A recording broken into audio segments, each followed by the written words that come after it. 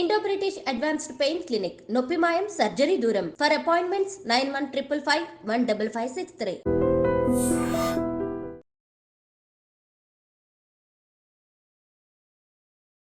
Welcome to IG media. So జనరల్గా paracetamol tablet దగ్గు జలుబు జ్వరాలు ఏం వచ్చినా కానీ ఈ ట్యాబ్లెట్ వేసుకుంటూ ఉంటాం. అసలు ఇదే చలికాలము, ఈ సీజన్లో జనరల్గానే ఇలాంటివి వేధిస్తూ ఉంటాయి. మనము డాక్టర్ని అడగకుండానే ఈ ట్యాబ్లెట్ తీసుకుంటూ ఉంటాం. అయితే పారాసెటమాల్ ట్యాబ్లెట్ గురించి చాలా రకాల చర్చలు జరుగుతున్నాయి. అయితే చర్చలు పక్కన పెడితే దీని గురించి బ్రిటన్లోని నాటింగ్హామ్ విశ్వవిద్యాలయం ఒక పరిశోధన చేసింది. ఇది అసలు మంచిది కాదంట తీసుకోవడము. దీని గురించిన పూర్తి వివరాలు తెలుసుకుందాం. ఈరోజు మనతో పాటు ఉన్నారు ప్రముఖ న్యూరో సర్జన్ డాక్టర్ రంగనాథం గారు from Easter prime hospital, Ameerpet. Doctor గారు నమస్తే. డాక్టర్ గారు, జనరల్గానే ఒక ట్యాబ్లెట్ తీసుకుంటే అది మెదడు మీద ప్రభావం చూపిస్తుంది, నరాల మీద ప్రభావం చూపిస్తుంది, ఇలా చెప్తూ ఉంటారు.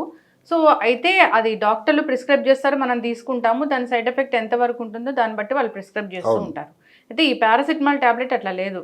కోవిడ్ తర్వాత అందరికీ ఇది నోటెడ్ అయిపోయింది. జ్వరం రాగానే వేసుకుంటూ ఉన్నారు, బాడీ పెయిన్స్ ఇలా రాగానే వేసుకుంటూ ఉన్నారు. ఇది మంచిదేనా అసలు డాక్టర్ చెప్పకుండా వేసుకోవడం? ఇది ఇప్పుడు డ్రగ్స్ ఏదైతే పారాసిటమాల్ ట్యాబ్లెట్ ఇది ఇప్పటిదో కాదండి. 1886 నుంచి ఆ మందు వాడుతూ ఉన్నారు.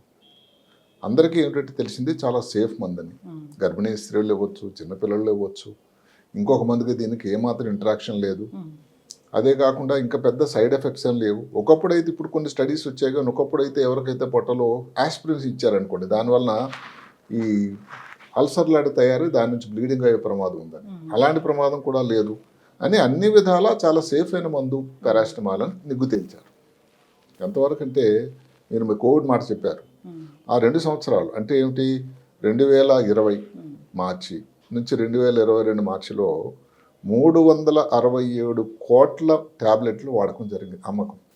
అదేమిటి, ఒక ఇండియన్ కంపెనీ ఉందండి బెంగళూరులో, మైక్రా ల్యాబ్ అని.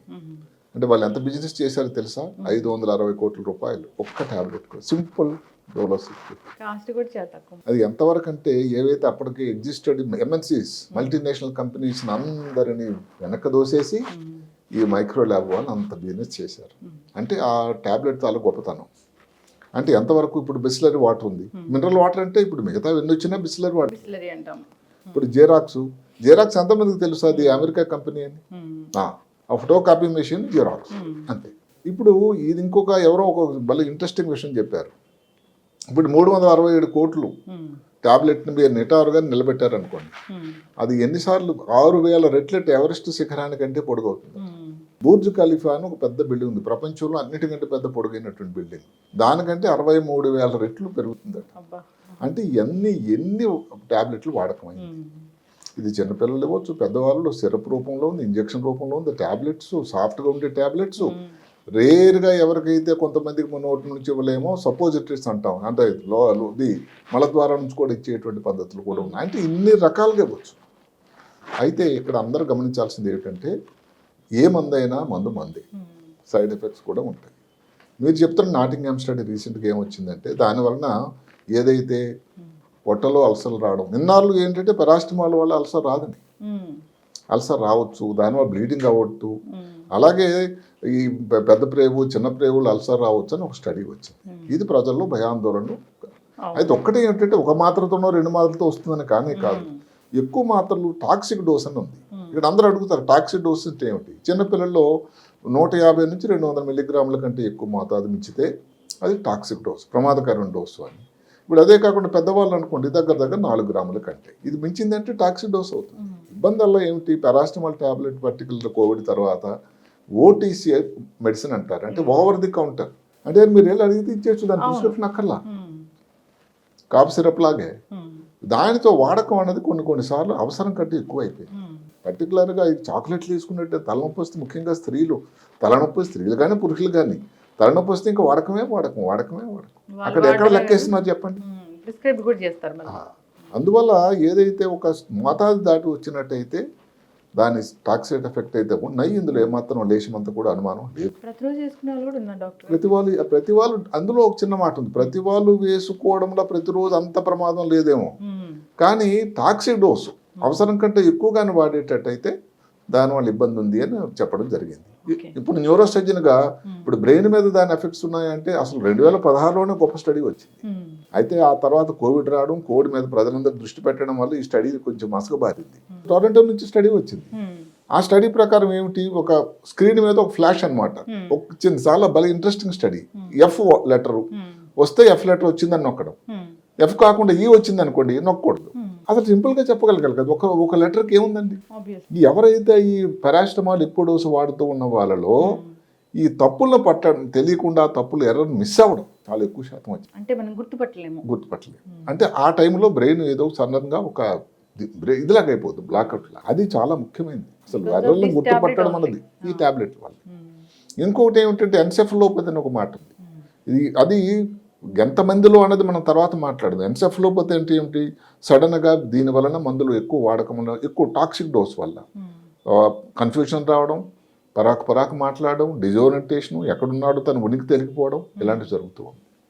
మూడవది జ్ఞాపక శక్తిలో చాలా తేడా. అంటే కొన్ని ఎవరైనా వ్యక్తులు రోజు పరిచయం వ్యక్తులు కనబడితే గుర్తుపట్టలేని భక్తి. ఎన్హీడోక్ మెమరీ అని ఒకటి ఉంది. అంటే ఏమిటి, కొంతమందికి ఇతరు వాళ్ళు బాధపడుతున్నారు అనుకోండి, అసలు వాళ్ళని పట్టించుకోకపోవడం, ఆ సాడ్నెస్ కానీ ఒక బాధ కానీ లేకపోవడం. అది మామూలుగా మనిషిన తర్వాత ఎవరైనా చూసినా మనం చలించిపోతాం కదండి, అది లేకపోవడం. అదే కాకుండా పూర్ ఎంపతి అని ఇంగ్లీష్లో ఒక మాట ఉంది. అంటే సానుభూతి వేరు, దాని లాంటిది. సానుభూతి అంటే పాపం కష్టాల్లో ఉన్నాడు. ఇంకోటి ఎంపతి అంటే ఏంటి తెలుసా, మనం కానీ ఏదైనా మాట వాడామనుకోండి, అవతల వాడు ఎంత బాధపడతాడో ఏమిటో అనేటువంటి ఒక ఆలోచన మనుషుల్లో అది సహజం. అది మెదడు లోపల భగవంతుడు ఒక కేంద్రం ఇచ్చాడు ఆయన, ఇన్సులర్ కార్టెక్స్ అండ్ టెంపరల్ లోబ్లో. అది కూడా స్లో అయిపోతుంది యాక్టివిటీ. అందువల్ల వాడి కష్టాలు వాడి పని మనకి అన్నట్టు ఫీలింగ్ రావడం మొదలవుతుంది. ఇది సామాజికంగా చాలా సంతోషమైన మాట కాదు. అదే కాకుండా ఎవరైతే చిన్నపిల్లలు ఉన్నారు, అప్పుడప్పుడు తల్లి గర్భంలో ఉన్నారు, తల్లి ఎక్కువగా వాడుతూ ఉంది అంటే మెదడు డెవలప్మెంట్ తయారీ స్టేజ్లో కానీ ఎక్కువగా పారాసిటమాల్ వాడితే వాళ్ళు తర్వాత భావి భారత పౌరులు అయినప్పుడు ఏమవుతుంది, ఈ సోషలైజేషన్ కానీ, ఎవరితో కలవరు, మాట్లాడరు, మెమరీ తక్కువ అవుతుంది, నేర్చుకోవడం చాలా కుంటిపడిపోతుంది. ఇలాంటి ఇబ్బందులు కూడా కనబడుతున్నాయి. మనం కోవిడ్ టైంలో ఒక మాట చెప్పుకున్నాం చాలా కామన్గా, బ్రెయిన్ ఫాగ్ అని. దానివల్ల కూడా రావడానికి ఆస్కారం ఉంది పారాసిటమాల్ వల్ల. బ్రెయిన్ ఫాగ్ అంటే ఏమిటి, ఏదో చికాకు తలనొప్పి, నిద్ర ఉండకపోవడం, ఎవరి మీద ఇంట్రెస్ట్ చూపించకపోవడం, మామూలుగా ఆఫీస్లో చాలా యాక్టివ్గా ఉన్నటువంటి చాలా డల్గా అయిపోవడం, ఇలాంటి లక్షణాలు కూడా వస్తాయి. ఇంకో ముఖ్యమైనది BDNF అంటే బ్రెయిన్ డిరైవ్డ్ న్యూరోట్రాఫిక్ ఫ్యాక్టర్ అని ఒకటి ఉంటుంది. అంటే ఇది మెమరీకి, లెర్నింగ్కి, నేర్చుకోవడానికి, ఇవన్నిటికీ చాలా ఉపయోగకరమైనటువంటి ఒక ఫ్యాక్టర్. అలాంటి ఫ్యాక్టర్ తక్కువైపోతుంది. హిప్పోకాంపస్ అని ఒక భాగం ఉంది బ్రెయిన్ లోపల, తెలివికి, ఇవన్నిటికి, యాక్టివిటీకి అని. ఆ భాగంలో ఆక్సిడేటివ్ స్ట్రెస్ అని ఒకటి ఉంటుంది. అంటే ఏమిటి, ఒక 2 మాటలు ఇక్కడ కొద్దిసేపు చెప్పుకుంటే ఏమిటంటే, ఫ్రీ రాడికల్స్ ఉన్నాయి, అంటే శరీరానికి ప్రమాదకరమైనటువంటి కొన్ని, అవి చాలా డ్యామేజ్ చేస్తుంది, అంటే కణాలను తినేస్తుంది.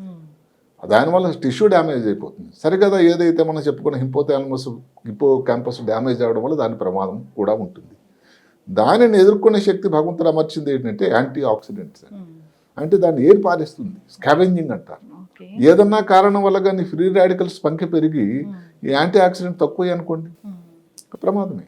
ఇది కూడా ఈ పారాసిటమాల్ వాడకం వల్ల ఈ ఇబ్బంది కూడా రావచ్చును, ఆక్సిడేటివ్ స్ట్రెస్ జరగవచ్చును అని అది కూడా చెప్పడం జరిగింది. మొత్తం మీద ఏమిటంటే, నరాలకు అనుకోండి, నరాలకు సంపాదించుకున్నట్టు నరాలకు కూడా చాలా ప్రాబ్లం అండి. ఎంతవరకు ఇప్పుడు చెప్పడం డిస్టోనియా అంటాం, అంటే ఎక్కడో కండరంలో తెలియకుండానే మన కండరాల మీద కంట్రోల్ ఉండదు, హెడేక్, చాలా కన్ఫ్యూషన్. ఇంకొక చూసుకున్నట్టయితే కండరాలు ఏమిటంటే నోరు అసలు తెరవలేకపోవడం అండి, ట్రిస్మస్ అంటారు. స్పాజం, మన మదిలి స్పాజం మీద ఇంతకుముందు చేసుకున్నాం. దీని వలన ఏది పారాసిటమాల్ అంత సింపుల్గా వాడే మందు వల్ల కూడా ఒక సైడ్ ఎఫెక్ట్ అయితే ఉంది. సరే, లివరు, గుండె మీద ఎఫెక్ట్స్ ఉన్నాయి. అదే కాకుండా ఈ మధ్య కాలంలో ఈ పారాసిటమాల్ ఇలాంటి ఇబ్బందులు ఎదుర్కొనే ఫంక్షనల్ MRI అని టెస్టులు చేస్తున్నారు. ఈ మధ్య కాలం 2024 స్టడీ. అంటే ఏమిటంటే, ముఖ్యమైన కేంద్రం ఒకటి ఉంటుంది ఇక్కడ, ఏది సింగిలేట్ గైరస్ అని, దాంట్లో కూడా ఇబ్బందులు ఉన్నాయని. అంటే ఏమిటి, అందరికీ తెలియాల్సింది ఏమిటంటే, చాలా విరివిగా ఆడిన మందు పారాసిటమాల్ అయినా, ఏ మందు అయినా మందే. మనం సర్జరీ గురించి ఒకసారి మాట్లాడుకున్నాం. సర్జరీ చిన్నదైనా పెద్దదైనా సర్జరీ దాని రిస్క్ అయితే ఉంటుంది. అదే మాదిరి అందరు కూడా మా పారాసిటమాలే అనుకోని ఏదో చాక్లెట్స్ తినేటట్టు విరివిగా తీసుకోకుండా, దానికి ఒక మోతాదు అన్నది ఒకటి ఉంటుంది, దాన్ని మించి ఎక్కువ తీసుకోకూడదు. ఇంకా ముఖ్యంగా ఎవరెవరి ప్రమాదం, ఎవరైనా ఆల్కహాల్ మద్యం సేవించే అలవాటు ఉంది, బాగా సన్నంగా ఉన్నారు, ఏది కుంగి కృషించిపోయి ఉన్నారు, మాల్ నరిషన్ అంటాము, అదే కాకుండా డీహైడ్రేటెడ్ ఉన్నారు, ఇలాంటి వాళ్ళలో కానీ సోడియం కోసం తగ్గించడానికి ఏదో డైట్ వాడుతుంటారు కొంతమంది, డైట్స్ వచ్చాయి స్పెషల్గా, అవి కానీ ఏదంటే బీపీ ఉందంటే సోడియం తగ్గించమని చెప్తారు. ఇలాంటి డైట్లో ఉన్న వాళ్ళు కానీ ఈ పారాసిటమాల్ వాడితే ప్రమాదం హెచ్చుగా ఉంటుంది.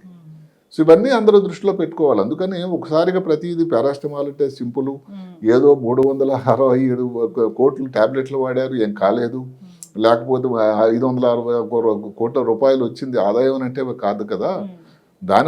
దాని ప్రతి మందు వల్ల సైడ్ ఎఫెక్ట్ ఒకటి ఉంటుందనే ఒక అవగాహన ఉండాలి, ఆలోచన ఉండాలి, వాడే ముందు 1-2 సార్లు ఆలోచించాలి. ఖచ్చితంగా డాక్టర్ గారు, ఏ టాబ్లెట్ అయినా కానీ డాక్టర్ ప్రిస్క్రైబ్ చేస్తే దానికి తగిన మోతాదు మాత్రమే వాడుకోవాల్సి ఉంటుంది. ఈ పారాసిటమాల్లో over the counter of medicine అయినా కానీ అది డాక్టర్ చెప్పినప్పుడు మాత్రమే వాడాలి. ఇలా దగ్గు జలుబు జ్వరాలు ఇప్పుడు ఎందుకంటే మనం ఈ బ్రెయిన్ మెదడు మీద వీటి మీద చెప్పినవి ఎంత ఇబ్బందికరం. అవును, ఒక మనిషిగా ఉండేటప్పుడు తోడివాడు ఏదైనా ఇబ్బంది పడుతూ ఉంటే అయ్యో కష్టాలు ఉన్నాడు అని ఒక ఫీలింగ్ తెలియకుండా మనకు వస్తుంది. చాలా ఇబ్బంది. అంటే మనం సామాజికంగా సమాజంలో ఒక వ్యక్తిగా మనుగడకి కష్టమైపోతూ ఉంటుంది, సానుభూతి ఉండదు. అంటే సానుభూతి లేకపోవడం అనేది బ్రెయిన్ లో ప్రాబ్లమే. అది కూడా అక్కడే సింపతి ఇంగ్లీష్ లో అండ్ ఎంపతి. ఎంపతి అంటే సింపతి అంటే సానుభూతి, వాడు కష్టాలు ఉన్నాడు పాపం వాడికి ఏదైనా సాయం చేస్తున్నాడు ఫీలింగ్. ఎంపతి అంటే ఏమిటి, మనం ఏదైనా అన్నాం అనుకోండి, నోరు మాట ఏదైనా జారామనుకోండి, వాడు ఎంత బాధపడతాడు, వాడు ఏమనుకుంటాడు. అదే జరిగింది. ఎందుకు అంటే ఆ ఇన్సులార్ కార్టెక్స్ అన్నది ఎక్కడైతే భగవంతుడు అమర్చాడో అది స్లో రియాక్ట్ అవ్వడం లేదు, ఆ ఎమోషన్స్ లేవు వాళ్ళు, అందుకోసం అది బాధ. ఖచ్చితంగా డాక్టర్ గారు పారాసిటమాల్ గురించి చాలా చక్కగా చెప్పారు. డాక్టర్ చెప్పినప్పుడు మాత్రమే పారాసిటమాల్ వాడే అలవాటు చేసుకోవాలని కోరుకున్నాము. చిన్నపిల్లలకు కూడా విరివిగా వాడుతూ ఉంటారు, అది అసలు మంచి పద్ధతి కాదు. లాంగ్ జర్నీలో అది ఎక్కువగా ఎఫెక్ట్ అనేది చూపిస్తుంది. చక్కటి ఇన్ఫర్మేషన్ అండి, ధన్యవాదాలు. నమస్కారం.